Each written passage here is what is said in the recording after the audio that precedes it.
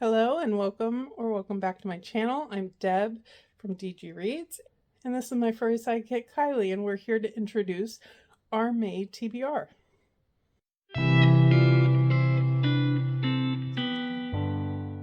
For May, I'm participating in Escape the Readathon, which is a very creative and fun readathon put on by Lexi from Books with Lexi, and I've joined the Game Jesters team, as you can see by my furry jester here. And we're being led by Cassidy from Covers with Cassidy and Sarah from Wicked Reading. This readathon is themed around a spooky Black Cat Carnival, and there are different prompts to unlock buildings, and once you unlock a building, there'll be additional prompts to pass the games inside the building.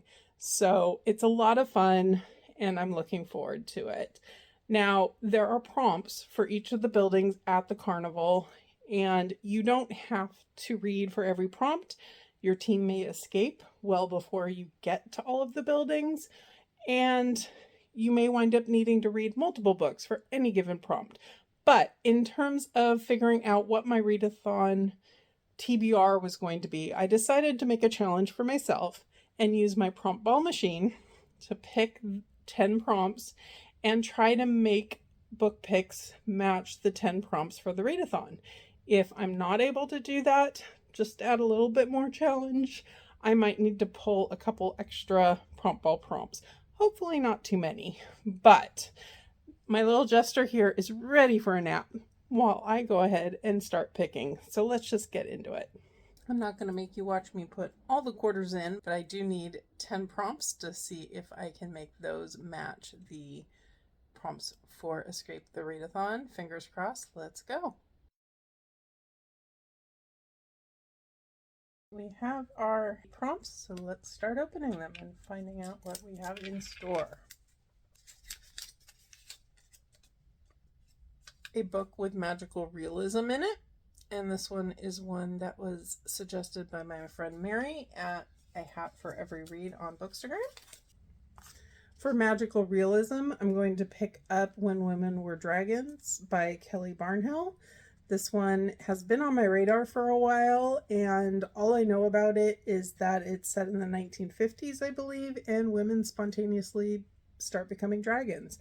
And that's got me curious. So I'm going to pick this up.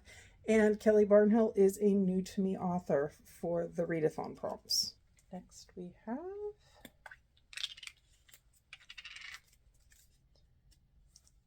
a title beginning with a word, beginning with a randomized letter. So let's figure out what that letter will be. For a title beginning with a word, beginning with a randomized letter, I got T. And for this one, I'm going with Taste Like Candy.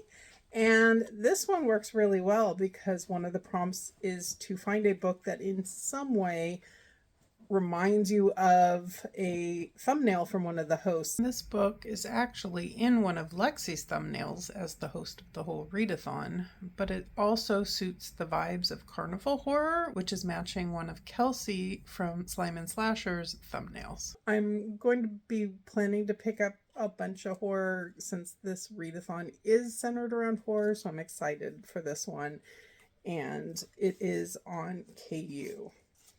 And next up, we've got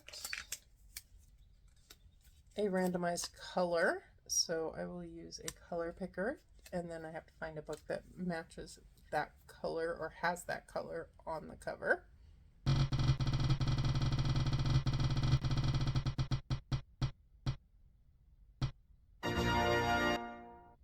For randomized color, I got orange, and for this I'm going to be going with The Rom-Commers, which is an upcoming release from Catherine Center. I received a gifted e-arc from St. Martin's Press, and I'm excited because I've really enjoyed her books in the past. This one is following Emma, who's a screenwriter who gets the gig of a lifetime to write with someone she idolizes, but he winds up not being great. The rom-com he's written is not great, and things go from there. I don't know a whole lot, but a lot of friends have really been loving it already, so I'm excited for that one. And next up we have a book that was published before 2020.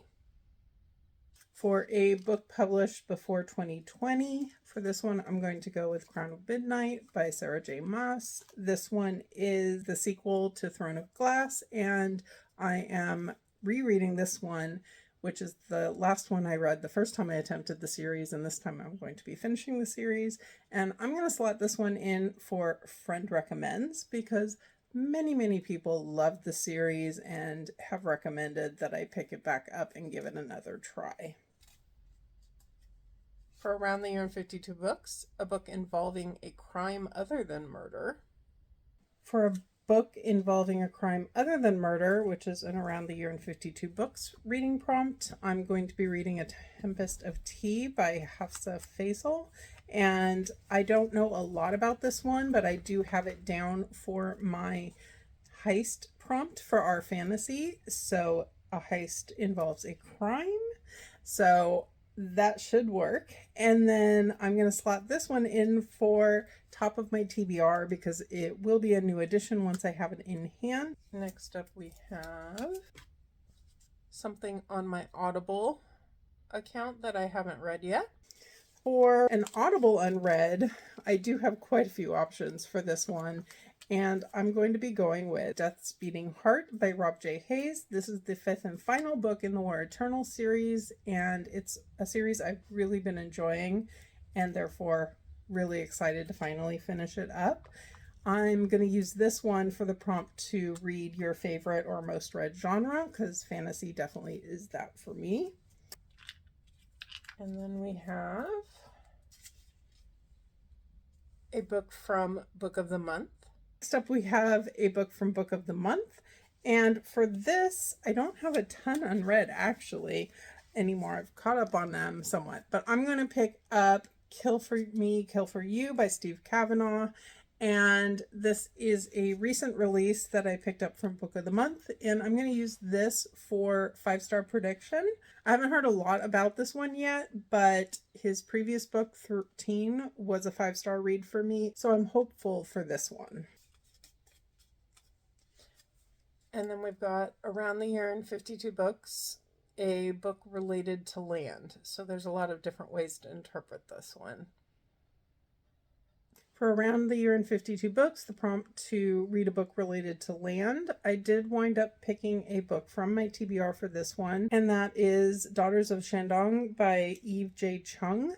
This is a historical fiction novel that I have a arc gifted to me by Berkeley Publishing. This actually would have fit a lot of prompts for the readathon because most books will fit multiple prompts, but I've already filled those prompts. So this one is going to have me pulling one more prompt in order to get to the 10 that I need. We have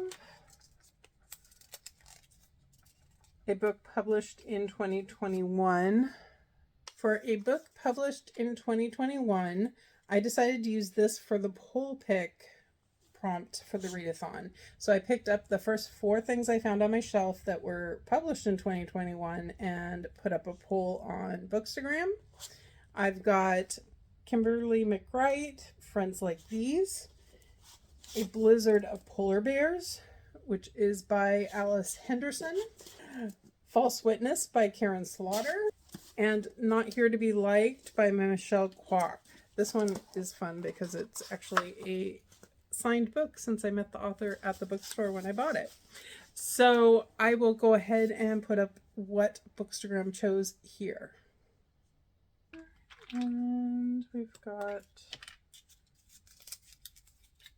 a mood read. That will certainly help matters. For a mood read, I'm going to use this literally as a mood read. I'm not going to pick a book right at the moment, but I am going to go ahead and slot this in as a popcorn read because I think mood reading a popcorn read during the readathon would be a great idea. And I definitely have a lot of plans to pick up some horror books and horror novellas, which definitely count as popcorn reads. Okay, so I wasn't able to match the prompt about land to a escape prompt, so let's grab one more.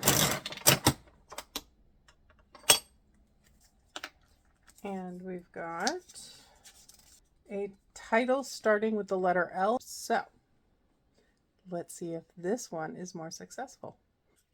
For the 52 Book Club's prompt to read a book starting with L, I'm going to be reading Les Miserables by Victor Hugo. And for pretty obvious reasons, it's going to work perfectly for the intimidating read prompt for Escape the Readathon.